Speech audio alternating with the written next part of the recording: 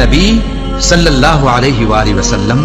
کیا ہم نے تمہاری خاطر تمہارا سینہ کھول نہیں دیا اور تم پر سے تمہارا وہ بوجھ بھی اتار دیا جس نے تمہاری کمر جھکا دی تھی، اور ہم نے تمہاری خاطر تمہارا ذکر بلند کیا؟ بس جو حکم تم کو اللہ کی طرف سے ملا ہے وہ لوگوں کو بے دھڑک سنا دو اور مشرکوں کا ذرا خیال نہ کرو۔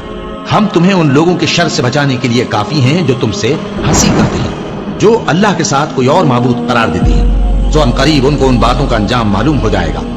اور ہم جانتے ہیں کہ ان کی باتوں سے تمہارا دل تنگ ہوتا ہے، تو تم اپنے پروردگار کی تسبیح کہتے اور اس کی خوبیاں بیان کرتے رہو اور سجدہ کرنے والوں میں سے ہو جاؤ۔ اور ان میں بعض ایسے ہیں جو پیغمبر کو ایذا دیتے ہیں اور کہتے ہیں کہ یہ شخص نرا کان ہے۔ ان سے کہہ دو کہ وہ کان ہے تو تمہاری بھلائی کے لیے،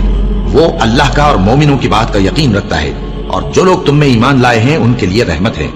اور جو لوگ اللہ کے رسول کو رنج پہنچاتے ہیں ان کے لیے عذاب علیم تیار ہے۔ جو لوگ اللہ اور اس کے رسول صلی اللہ علیہ وآلہ وسلم کی مخالفت کرتے ہیں وہ نہایت ذلیل ہوں گے۔